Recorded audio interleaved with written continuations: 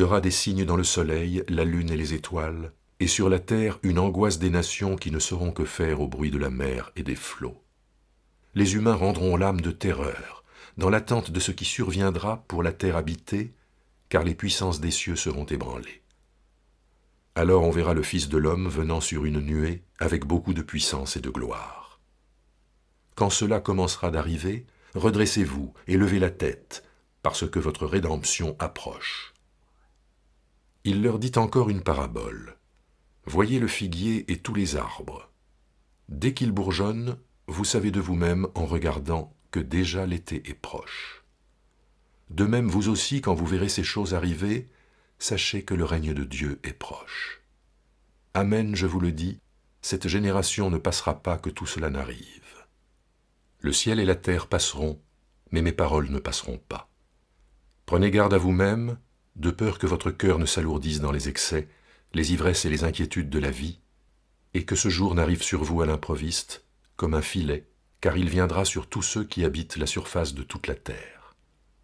Restez donc éveillés et priez en tout temps, afin que vous ayez la force d'échapper à tout ce qui va arriver et de vous tenir debout devant le Fils de l'homme.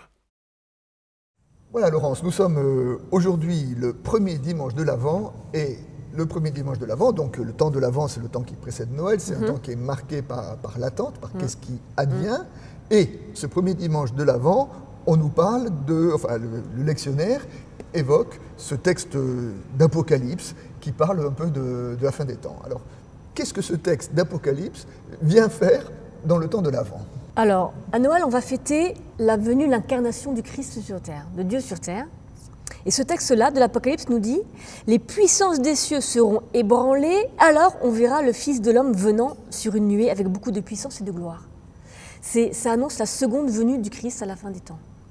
Christ est venu, Dieu est venu à Noël, 2000 ans, enfin ce qu'on fête à Noël en tout cas, et puis il y a l'annonce qu'il va revenir à la fin des temps. Donc on fête une autre venue. On est entre deux venues en ce moment. Première venue, deuxième venue. Nous on vit entre les deux. Donc ce premier dimanche de l'Avent, il y a ce texte d'Apocalypse, mais qui est un texte qui évoque le mal, la présence du mal dans le monde. Et il ne faut pas oublier quand même que l'évangile de Luc s'adresse à une église qui, de façon sporadique, connaît la persécution. Et donc les chrétiens à qui Luc s'adresse sont dans cette atmosphère de persécution, de malheur qui leur arrive dessus. Et dans le cadre de ces temps difficiles, d'une certaine façon, les textes d'Apocalypse peuvent être considérés comme étant une littérature de combat ou une littérature des résistances, en ce qu'ils disent il y a le mal, mais le mal n'est pas la fin de tout. Mais il y a quelque chose qui est plus grand que le mal, mais le mal n'est pas la fin du monde. C'est peut-être la fin d'un monde, mais ce n'est pas la fin du monde. Alors maintenant, venons un peu plus précisément sur notre récit. On parle d'angoisse des nations, de bruit, de fureur, de mer, de flots. Ça correspond à quoi ces expressions ? En fait, là, on est en train de parler de cataclysmes, de choses terribles qui arrivent là. Mais Jésus, c'est intéressant, Jésus dit il y aura des signes. Oui. Et moi, je le comprends comme ça. Pour moi, il est en train de dire c'est terrifiant, mais ce ne sont que des signes.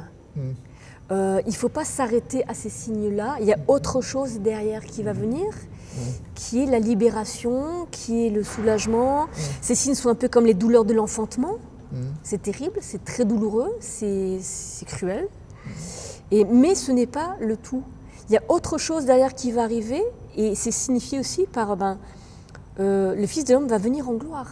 Oui, et quelque chose de bon va arriver derrière. Ce n'est pas la fin. C'est-à-dire que ce désastre n'est pas la fin. Il y a quelque chose de bon qui va... C'est comme une espèce de... ce monde-là qui est décrit, c'est comme une anti-création. C'est comme un monde... C'est comme le chaos qui vient avant la création. Je crois que les Juifs disent ça d'ailleurs, peuvent le dire comme ça. Et ce monde ce chaos annonce aussi qu'une création va arriver. Donc quelque chose de bon va sortir de cela. Voilà. D'où l'espérance. Donc ne vous arrêtez pas seulement à ces choses-là. Ce n'est qu'un signe. Voilà. Donc, l'important n'est pas là. À la fois dans ce texte-là, une certaine lucidité, en disant voilà, notre monde est traversé par le mal, est traversé par le bruit, par la fureur. Oui. Mais donc ouvrez les yeux, je veux dire, la première attitude, c'est de refuser de voir le mal, hein, parce que, comme le dit l'expression, parfois nous avons du mal à voir ce qui fait mal à voir. Hein, et là, Jésus dit non, regardez, le mal existe, et donc soyez prêts à vous affronter au mal, mais sachez aussi que le mal n'est pas la fin de tout, donc ne vous laissez pas écraser par le mal. C'est ça. Et dans ce texte-là, donc, il y a à la fois l'affirmation du mal et à la fois l'appel à la résistance au nom de l'espérance de ne pas se laisser écraser par le mal.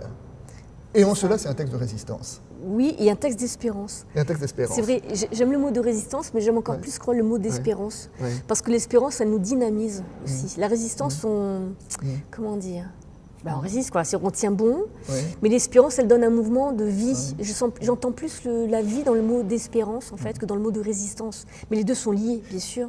Et pour moi, ce mot d'espérance est justement celui qui nous permet de revenir à cette notion d'avant. Car l'avant, c'est quoi? C'est l'attente de quelque chose qui vient. Donc c'est un texte d'espérance. Et c'est une espérance, c'est pas une espérance qui est d'un petit Jésus en carton-pâte, dans les crèches qui sentent bon, d'un monde idéalisé qui n'existe pas. Mais c'est une espérance qui est au cœur d'un monde qui est traversé par la fureur, par le bruit, par les flots, par le mal. Et pourtant, il y reste une résistance. Et c'est ça le grand message de l'Avent, et c'est ça à quoi nous devons nous préparer. Et il me semble que c'est pourquoi ces textes-là se situent au début de notre temps de l'Avent. Oui, je pense aussi. Et puis il y a cette notion, l'espérance est soulignée avec la notion du figuier et des bourgeons. Alors les figuiers, alors allez-y, oui. Alors donc l'image du figuier. Alors l'image du figuier, c'est aussi un peu l'image de du temple en fait, de la religion juive. Et puis on nous dit que, Jésus dit, dès que les bourgeons arrivent, vous savez vous-même en regardant que l'été est déjà proche. Et dans ce texte, on a cette notion de le temps est proche, votre rédemption approche, Dieu est proche, l'été est proche. Et il insiste beaucoup. Ça aussi, ça soutient l'espérance. Ça aussi, ça redonne du courage pour attendre la délivrance. Et pour évoquer ce thème de l'espérance, moi j'aime bien l'image, vous savez, cette image, j'avais lu cette parabole, c'est l'image d'un verger en hiver. Et un verger en hiver, qu'est-ce qu'on voit? On voit des espèces de bouts de bois plantés dans la terre avec comme des balais plantés en terre avec des branches mortes qui sortent. Et à ce moment-là, l'attitude la plus rationnelle, c'est de couper le bois pour moins le mettre au feu et qu'au moins il nous réchauffe. Mais celui qui ferait ça serait fou. Car ce qu'il ne sait pas, ce que les yeux ne voient pas encore, c'est que derrière cet arbre qui est apparemment mort, dans lequel il n'y a rien, il y a déjà la sève qui monte et il y a déjà le printemps qui se prépare et les premiers bourgeons qui apparaissent. Et donc, l'espérance, c'est croire qu'au-delà de ce que voient nos yeux, il y a un avenir possible, il y a un printemps qui vient, il y a un été qui est promis. Et d'une certaine façon, ce passage de l'Avent est aussi un message d'espérance. Et d'espérance, c'est de dire, voilà, où que vous soyez, sachez que ce n'est pas la fin du monde, sachez qu'il y a encore un avenir. Et je crois d'ailleurs que c'est, en aumônerie, quand on va visiter des gens qui sont malades ou des gens qui sont prisonniers, etc., la première parole à leur dire, c'est de leur dire, tu as un avenir. Je veux dire, la situation dans laquelle tu es n'est pas ta situation dernière, mais il y a encore un avenir. En tout cas, c'est cela l'espérance, de porter cela avec lui, et c'est ce qu'il dit ici à travers cette petite parabole du figuier. Et voilà, que Jésus dit, le mal n'est pas la fin de tout. Et nous savons que le mal existe, mais le mal n'est pas la fin de tout. Puis donc, et au nom de cette espérance, alors il y a un appel, et c'est la troisième partie de notre récit. Du récit, oui, c'est ça. L'appel à veiller.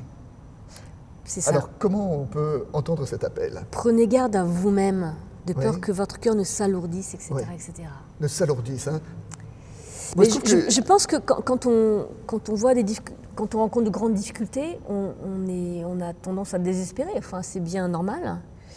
Et quand on est désespéré, on a envie de ne plus rien faire. On se replie.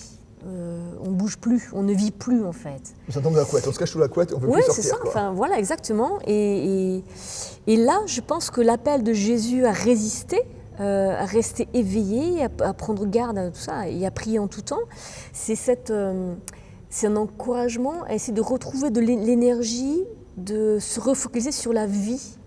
Et non pas sur la survie matérielle, mais sur la vie intérieure qu'on a, quoi qu'il se passe. On a toujours de la vie, même, vous parlez d'une chambre d'hôpital. Je veux dire une bêtise, mais on dit souvent tant qu'il y a de la vie, il y a de l'espoir, mais c'est vrai, c'est-à-dire que même s'il reste un peu de vie, il y a de la vie. Et du coup, cette vie, il faut pouvoir souffler dessus et résister et veiller et essayer comment dire, d'entretenir notre confiance en Dieu quand on n'a plus beaucoup confiance en soi ni dans les événements qui sont autour, qui sont dramatiques. C'est pouvoir essayer de renforcer notre confiance en Dieu. Et parfois, cette confiance en Dieu, on ne peut pas la nourrir non plus tout seul. On a besoin des autres pour se soutenir, en fait.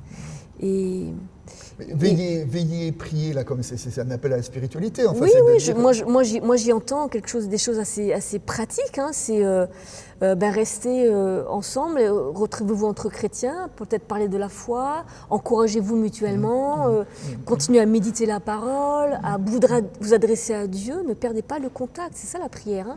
Moi, ce que j'aime bien dans ce passage-là, c'est l'expression de peur que votre cœur ne s'alourdisse. Hein. Un cœur qui s'alourdit, c'est un cœur qui s'empâte, c'est un cœur, voilà, c'est une espèce de...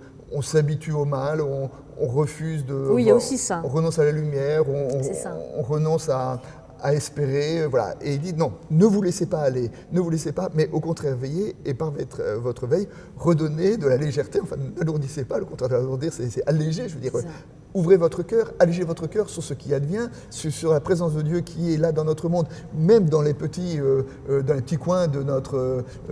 et même jusque dans les difficultés, et appuyez-vous là-dessus. Et il dit, c'est comme ça que vous résisterez au mal. Et j'aime à entendre voilà, que ce texte-là est aussi et d'abord voilà, un texte de résistance face au mal, au nom de l'espérance qui nous est donnée par la foi, une espérance vécue concrètement à travers la veille.